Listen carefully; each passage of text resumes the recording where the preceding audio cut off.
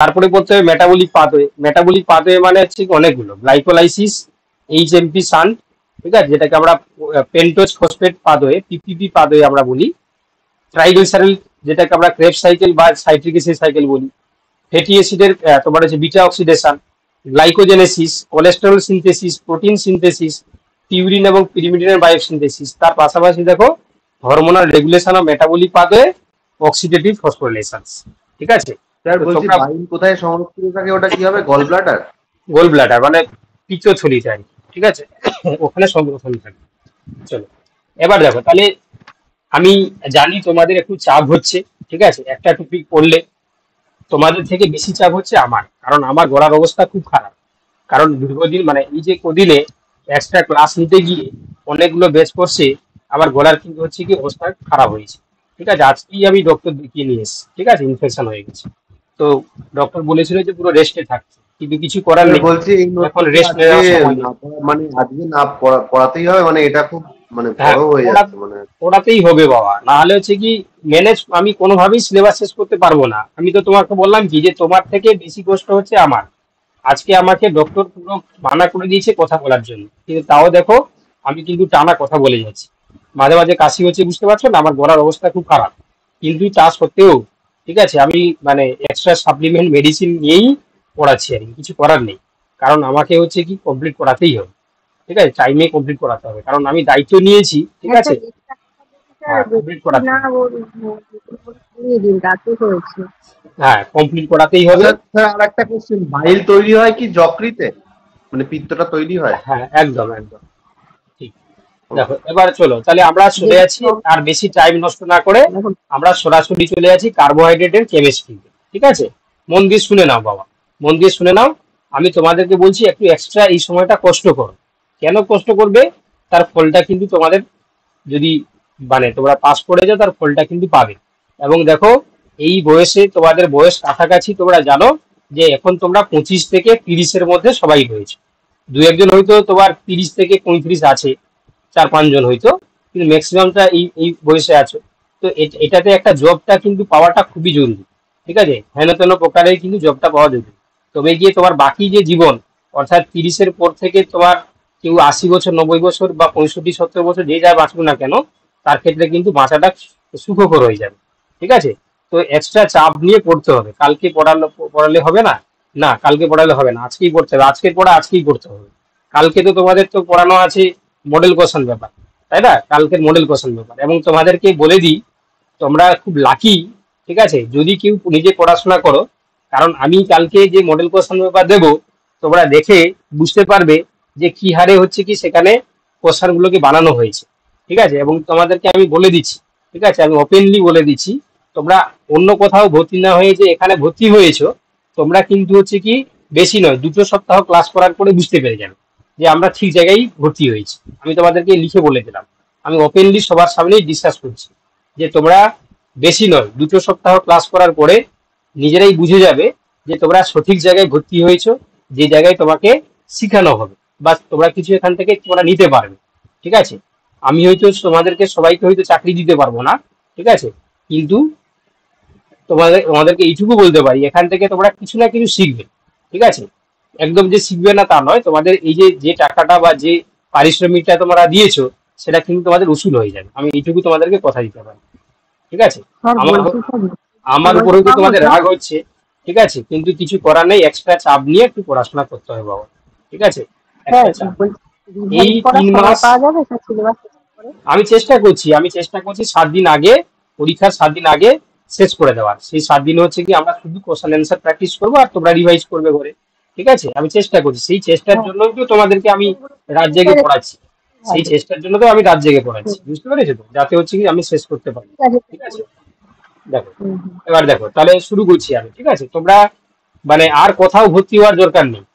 Physics ওয়ালা দেখো competitive exam থেকে চলে এসেছে এসএসসি পড়ানোর জন্য, ঠিক আছে। আবার এদিকে চলে এসেছে তোমার বিভিন্ন যে একাডেমি গুলো, তো তারা হচ্ছে কি তোমরা দেখতেই পাচ্ছ, মানে ওই ইংলিশটাকে বাংলা করে ট্রান্সফার করে দু একটা প্রশ্ন ডিসকাস করে দিচ্ছে ওরা, মানে এসএসসি কি জিনিস তারা জানে না, ঠিক আছে। তো অতএব হচ্ছে কি তোমরা একটু আমার সঙ্গে কোঅপারেট করো, ঠিক আছে, আমি তোমাদের জন্যই বেসিক্যালি রাত যাচ্ছি, তোমাদের জন্য আমি কষ্ট স্বীকার করতে রাজি আছি, কিন্তু তোমরা কিন্তু পড়াশোনা করো, ঠিক আছে? এই সাপোর্টটা অন্য কোথাও তোমরা পাবে না।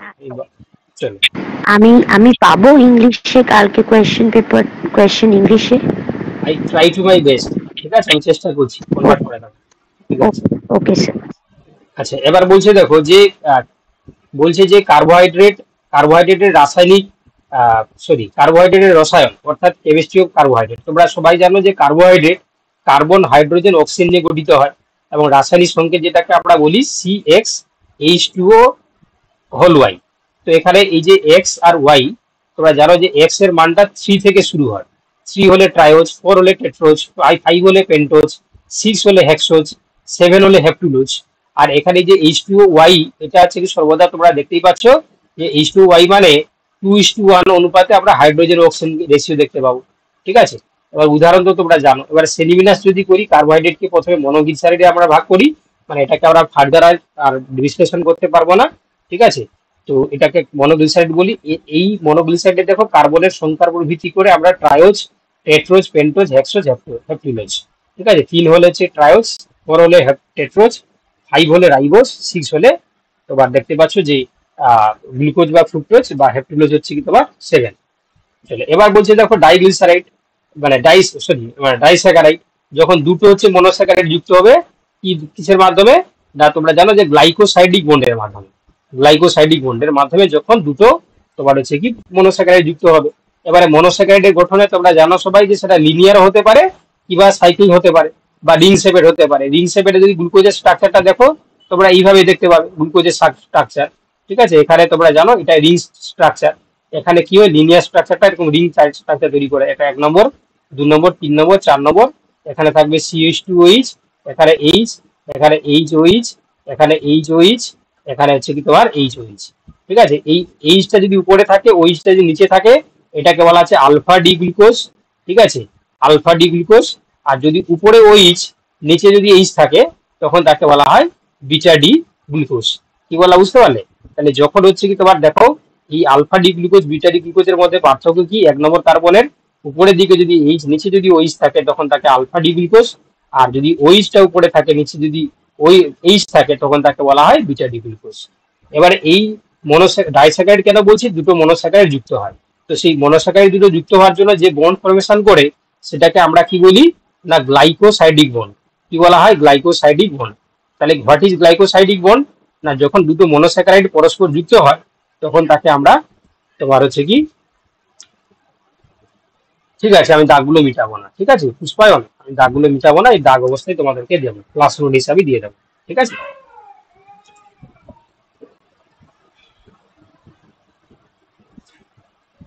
কি বলছো স্নেহা? কি বলছো পারভিন? স্যার আর একবার বলুন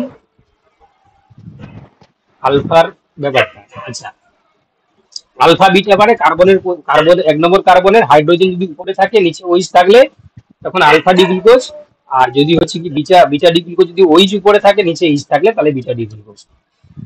অলিগোস্যাকারাইড বলছে 3 থেকে 10টি যদি মনোস্যাকারাইড তোমার হচ্ছে কি কি বললো, না তোমার হচ্ছে গ্লাইকোসাইডিক বন্ডের মাধ্যমে যদি যুক্ত হয়ে যায়, ঠিক আছে? গ্লাইকোসাইডিক বন্ডের মাধ্যমে যদি যুক্ত হয়ে যায়, তুমি মিউট করে দাও না, কে আনমিউট করে রেখে, তোমার সমস্যা কি? তোমার কি সমস্যা? তুমি কি মানে সমস্যা করতে চাইছো ক্লাসে নাকি?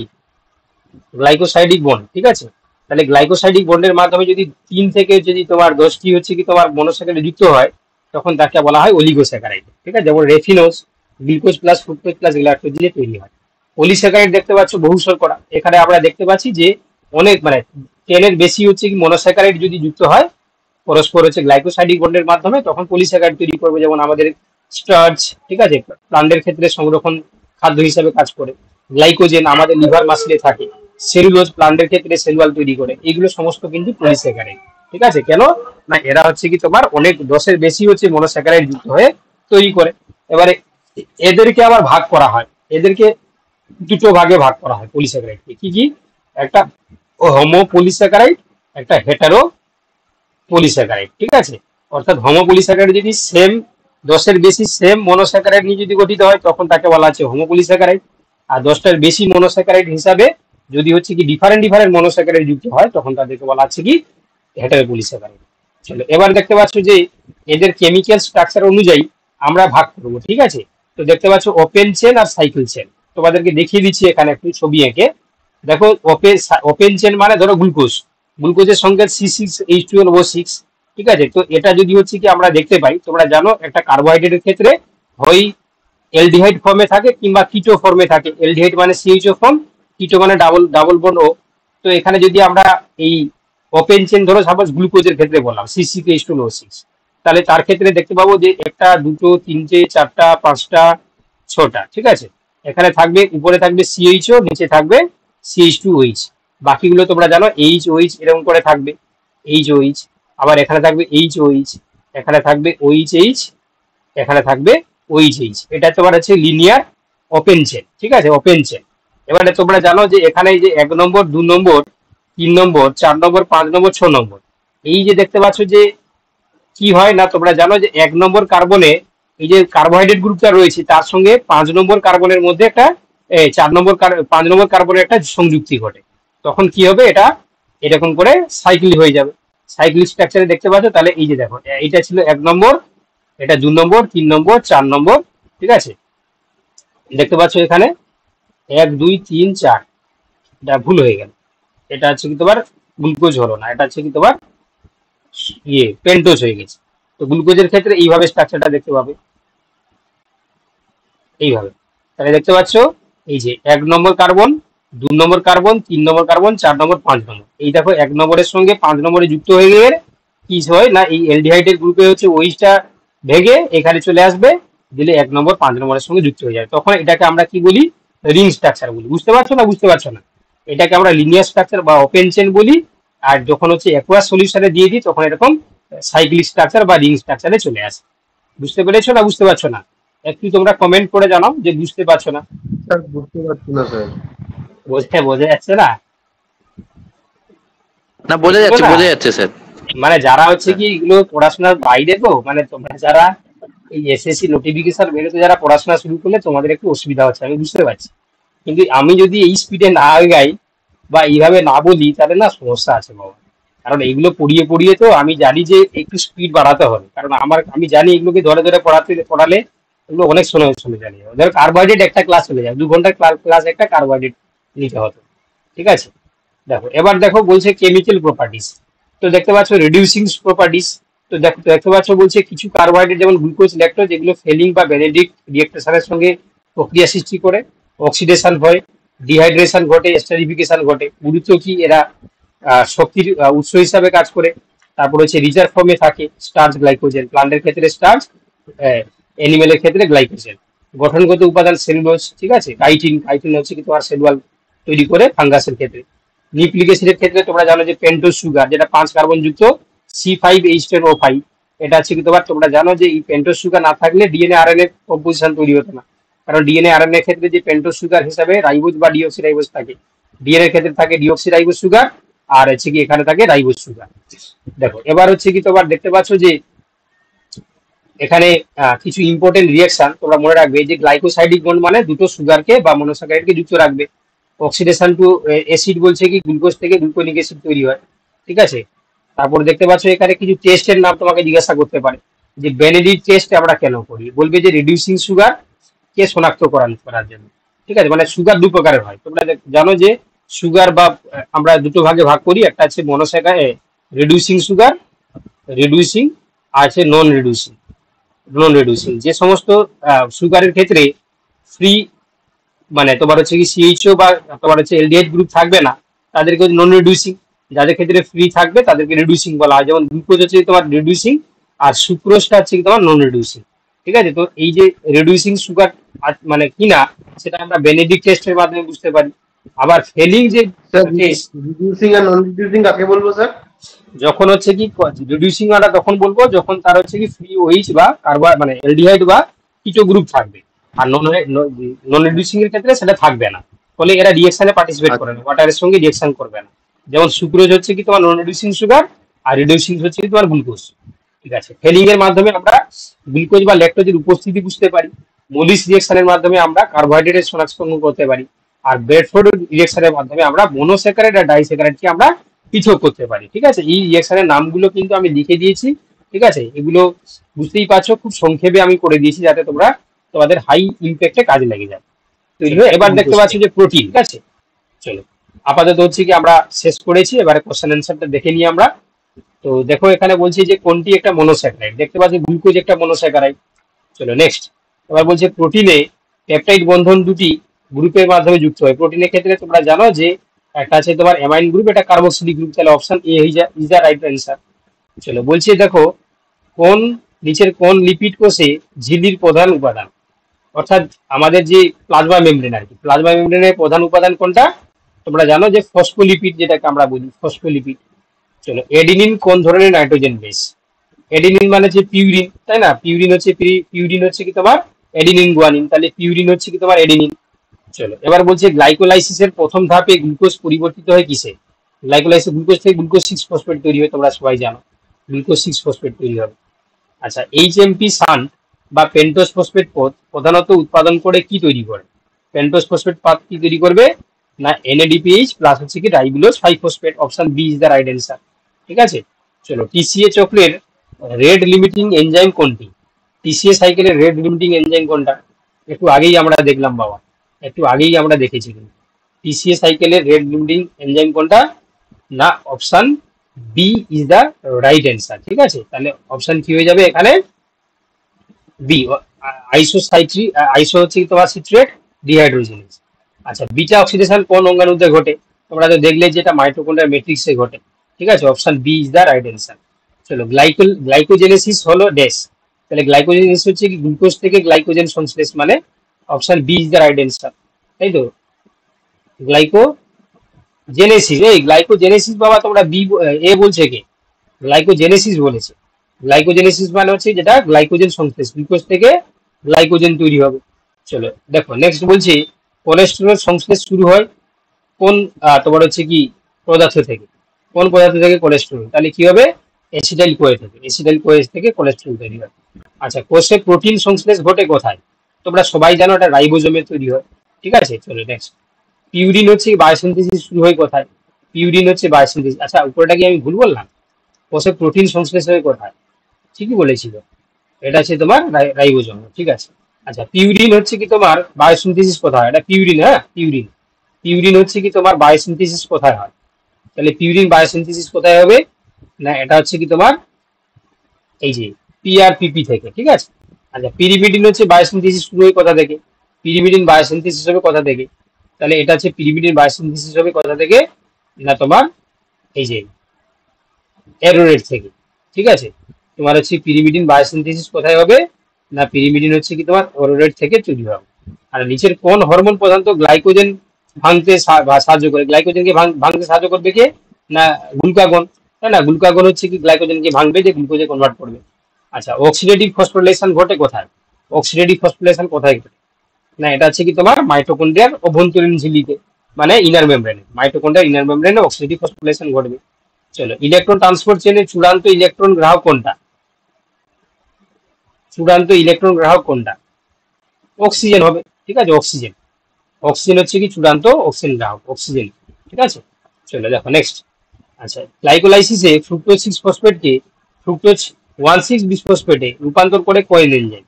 কোন এনজাইমটা হচ্ছে কি এটা করে? তাহলে এটা হচ্ছে কি ফসফোফ্রুটোকাইনেজ 1, তাই তো? ফসফোফ্রুটোকাইনেজ PFK1, একদম ঠিক। আচ্ছা, এইচএমপি শান্ট দ্বারা উৎপাদিত এনএডিপিএইচ প্রধানত ব্যবহৃত হয় কোথায়? এই যে পেন্টোজ ফসফেট পাথওয়ে দ্বারা উৎপাদিত এনএডিপিএইচ কোথায় ব্যবহৃত হয়? কোথায় ব্যবহার হয়? একদম বায়োসিনথেসিস এবং অক্সিডেটিভ ডিফেন্স। চলো, নিচের কোন ভিটামিন কোয়ে সংশ্লেষের জন্য প্রয়োজনীয় যা টিসিএস চক্রে ব্যবহৃত হয়? একদম একদম ভিটামিন বি টুয়েলভ বা এটা কি করছে, এটা ব্যবহৃত হচ্ছে। চলো, এবার বলছি অক্সিডেটিভ অক্সিডেটিভ হচ্ছে কি তোমার ফসফোরিলেশনের সময় এটিপি তৈরি করে কোন এনজাইম? আগেরটা B5 হবে না?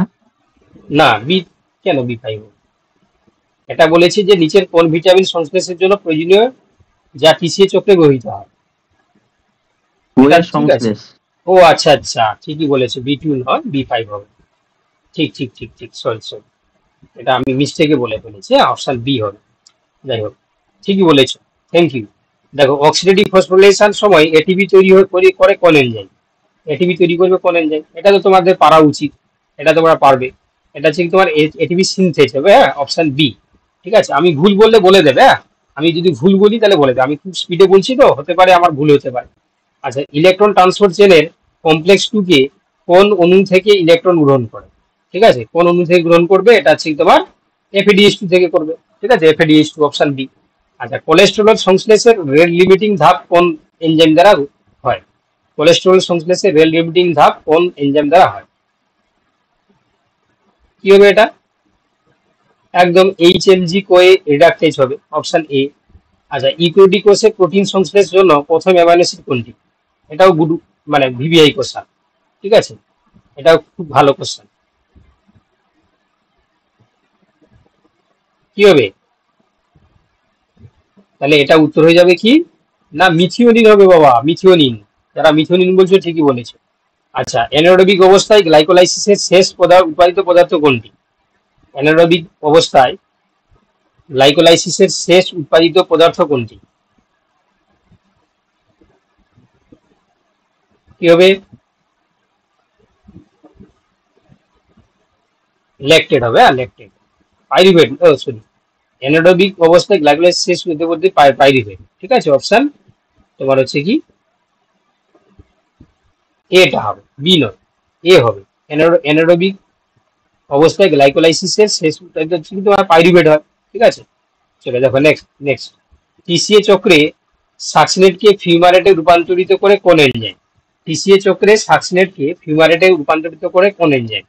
তাহলে এটা কি হবে? এনজাইমটার নাম কি না, তোমার হচ্ছে সাকসিনেট ডিহাইড্রোজেনেজ। ঠিক আছে, অপশন এ।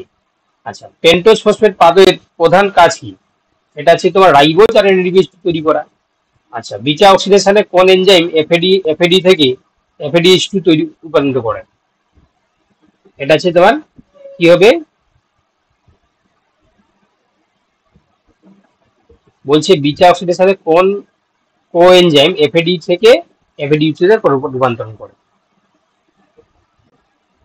এটা হচ্ছে এফএডি হবে, এফএডি। চলো, ইউডিপি গ্লুকোজ কোন প্রক্রিয়ায় পূর্বাভাস? কোন প্রক্রিয়ার হচ্ছে পূর্বাভাস? ইউডিপি গ্লুকোজ, এটা হচ্ছে তোমার গ্লাইকোজেন সংশ্লেষ। ঠিক আছে, গ্লাইকোজেন সংশ্লেষ। সরি, এটা হচ্ছে কি হবে বলে দেখি, 28টা কি হবে গো? 28টা তোমার ইউডিপি গ্লুকোজ মানে কি হয়? কোলেস্টেরল হয় না গ্লাইকোজেন? ইউডিপি গ্লুকোজ কি পড়ালাম? এটা হচ্ছে কি তোমার কোলেস্টেরল, তাই তো? হ্যাঁ, কোলেস্টেরল। ইউডিপি গ্লুকোজ মানে কোলেস্টেরল। চলো, এবার বলছে নিচের কোন নিউক্লিওসাইডে ইউরাসিল থাকে? এটা তো তোমরা সবাই জানো, নিউক্লিওসাইডে ইউরাসিল থাকবে। তাহলে কি হবে গো? ইউরিডিন হবে, নাম থেকেই তো বুঝতে পারছো, ইউরাসিল থেকে ইউরিডিন। চলো, এবার বলছে গ্লুকাগনের প্রভাব মেটাবলিজমে কি হয়? গ্লুকাগনের প্রভাব মেটাবলিজমে কি হয়?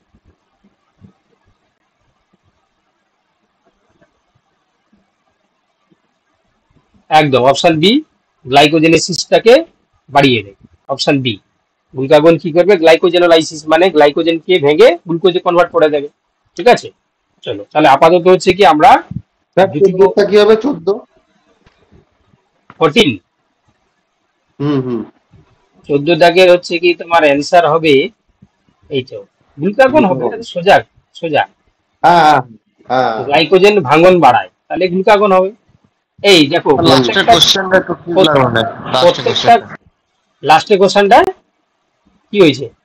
লাস্টের কোশ্চেনটা যেটা বললেন ওটা কোনো কি হয়েছে লাস্টের কোশ্চেনটা? এই যে লাস্টের কোশ্চেনটা বলতে এটা তো গ্লুকাগন প্রভাব হ্যাঁ, এটা মেটাবলিজমে কি? প্রভাবটার সাথে নিচেরটাও তো হতে পারে, কমানোও তো হতে পারে। গ্লুকোনিওজেনেসিস মানে নন কার্বোহাইড্রেট পদার্থ থেকে কার্বোহাইড্রেট তৈরি করা, এটা গ্লুকাগন হবে না তো? এটা ঠিক আছে বাবা, গ্লুকোনিওজেনেসিস মানে নন কার্বোহাইড্রেট থেকে 24 কার্বোহাইড্রেট। এর স্যার 24 এর কোশ্চেনটা একটু কনফিউজিং আছে চারটে অপশনের মধ্যে, দেখুন। এই যে বলছে অ্যানারোবিক অবস্থায় হ্যাঁ স্যার, ওটাতে গ্লাইকোলাইসিসের শেষ উৎপাদিত পদার্থ কোনটি? পাইরুভেটই করো তোমরা। স্যার আপনি যদি হিউম্যানদের ক্ষেত্রে দেখেন তাহলে তো ল্যাকটেট তৈরি হয় অ্যানারোবিক রেসপিরেশনে, আবার আপনি যদি ব্যাকটেরিয়াল দেখেন তাহলে ইথানল তৈরি হয়, আবার গ্লাইকোলাইসিসের এন্ড যেহেতু বলেছে পাইরুভেটও হতে পারে, মানে তিনটেই তো কারেক্ট লাগছে আমার। হ্যাঁ ওটাও ঠিক বলেছো তুমি, কারণ হচ্ছে কি তোমার পাইরুভিক অ্যাসিড হবে ফার্স্ট পর্যায়ে। কারণ স্যার অ্যানারোবিক Lactate বলে হবে, দিয়েছে, স্যার। এবার গ্লাইকোলাইসিস তো অ্যানারোবিক এরোবিক দুটোরই কমন পাথওয়ে না, এবার সেক্ষেত্রে আপনার লাস্টে পাইরুভেট ঠিক আছে, কিন্তু এখানে আবার স্পেসিফিক না করে না না দিয়েছে না এটা অ্যানারোবিক। এটা এটা এটা এটা এটা এটা কোনোভাবে হবে না, ঠিকই ব্যাকটেরিয়ার বলেছো। ক্ষেত্রে ল্যাকটেট এই উৎপন্ন হয় এই ব্যাকটেরিয়ার এখানে ক্ষেত্রে। এনারোবিক এখানে তো বলেছে, গ্লাইকোলাইসিস বলে এই দিয়েছে, এরোবিক, হ্যাঁ এখানে তো এরোবিক, গ্লাইকোলাইসিস বলে দিয়েছে, হ্যাঁ এখানে গ্লাইকোলাইসিস তো বলে দিয়েছে। শোনো শোনো গ্লাইকোলাইসিস বলে দিয়েছে, শোনো শোনো ওই জন্য এনারোবিক, পাইরুভেটই হবে।